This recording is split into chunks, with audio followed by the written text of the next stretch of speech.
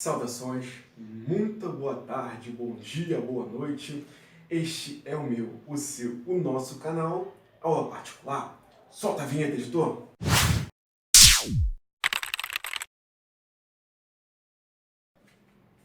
Vamos lá. Na última aula nós falamos sobre elétrons, sobre os benefícios que eles podem ser passados em nossas vidas. Tivemos uma breve história e falamos sobre alguns princípios da física que nós precisávamos entender para poder trabalhar com átomos e elétrons. Então, no último assunto que nós falamos sobre como um elétron ele libera, um átomo libera um elétron e como é que eles se somam e formam a carga elétrica. Pois bem, nós vamos hoje continuar falando sobre carga elétrica. Então, a carga elétrica nada mais é do que esses elétrons que se desprendem dos átomos e podem ir se somando. E aí, conforme essas cargas elétricas vão se somando, a gente tem vamos colocar um apanhado de átomos, ou seja, tenho 100 elétrons que soltaram de um átomo X, mais 200 elétrons que soltaram de um átomo Y, mais, sei lá, 1 milhão de elétrons que soltaram do átomo Z, digamos assim. Então, a soma desses elétrons, eles vão formar o que a gente chama de carga elétrica. Então, uma carga elétrica, eu posso colocar, digamos, representar uma carga elétrica assim, ou digamos assim.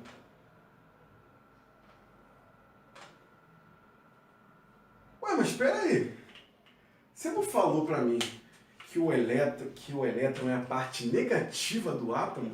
Como é que você está dizendo que a carga elétrica é positiva e negativa? Você está ficando louco, Alan? Você tem problema com lógica? Você está doido? Não, calma aí. Vamos explicar. Mas vamos lembrar de uma regrinha básica da matemática.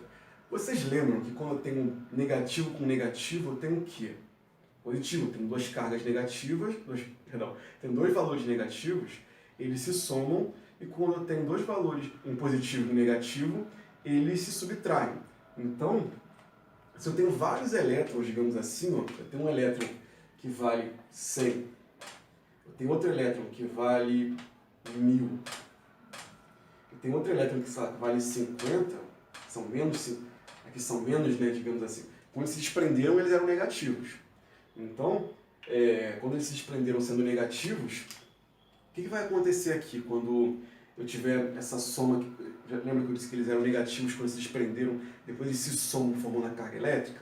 Então, quando eles se somarem, aqui, eu vou ter aqui no caso, menos 100 com menos 1000, eu vou ter menos 1100, mais menos 50, eu vou ter no caso menos 1050. Então, esse somatório de átomos negativos, eles em algum momento, pelo valor em que eles se encontram, pela quantidade em que eles foram desprendidos e somados, eles em algum momento vão formar as cargas positivas. Então, vão haver momentos em que eu vou ter cargas positivas de elétrons e cargas negativas. Então, essa carga que é a somatório dessa quantidade de elétrons, né, que estavam lá e se desprenderam, né, digamos, do átomo, né, que eram aqueles círculozinhos, né, que ficavam em volta dos prótons e nêutrons, eles, em algum momento, por causa das representações numéricas deles, eles vão se somar e vão formar cargas positivas também. Então, eu terei cargas positivas e cargas negativas, e dentro da física, esse estudo é chamado de eletrostática. É um estudo bem aprofundado, é um estudo bem longo e é um estudo que não é fácil de ser compreendido. Mas para o nosso curso, para o nosso entendimento, já basta entender que as cargas podem ser positivas, mesmo elas tendo por origem negativos, né, que é a carga negativa do átomo, né, que é o elétron. Por causa desses valores, eles se somando, eles podem adquirir cargas positivas também. Então, basta entendermos que nós podemos ter cargas positivas e cargas negativas, e que essas cargas são um apanhado de elétrons, né, digamos que se desprenderam. Então,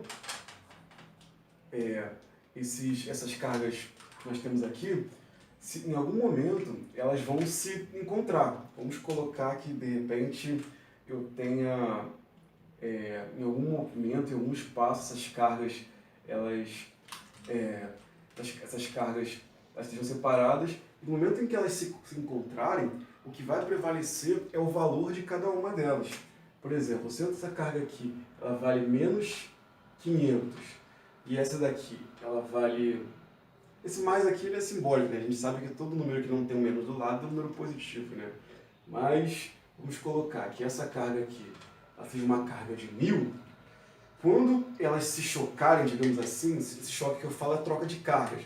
Elas vão se unir por conta de movimentos, né? Digamos que elas possam, na hora que elas estão... A gente está aqui falando, estamos olhando para elas como se estivessem paradas, mas na natureza, dentro do processo de eletrônica e elétrica, essas cargas estão sempre em movimento. E por causa desses movimentos, elas vão em algum momento se chocarem, né? Digamos assim. E aí, por conta desse choque, elas vão trocar cargas. Então, se eu tenho uma carga positiva de 1000 e tenho uma outra carga negativa de 500, esse choque entre elas vai gerar uma terceira carga. Esse choque entre elas vai gerar uma terceira carga que vai ser a soma entre elas, né, digamos assim. Se eu tenho mais 1000 com menos 1000, eu vou gerar uma carga positiva de 500. Então, a soma desse choque de carga vão formar a carga, digamos, resultante entre eles. Assim como, por exemplo, se eu tivesse uma carga ao contrário, uma carga de menos 1000,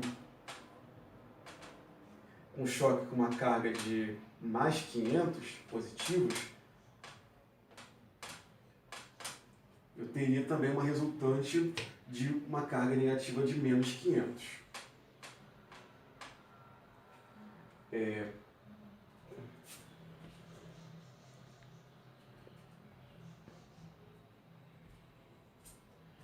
Por que é importante entender sobre isso?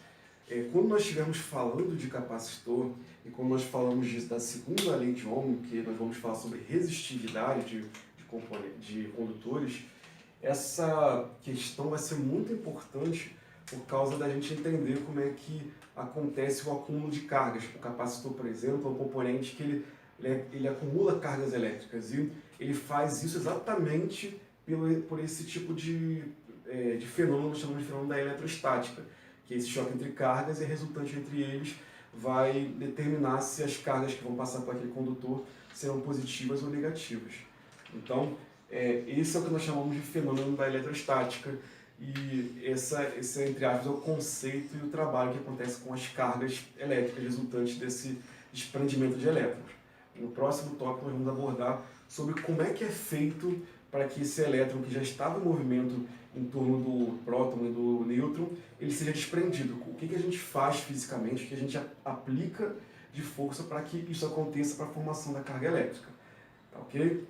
Então até o próximo vídeo.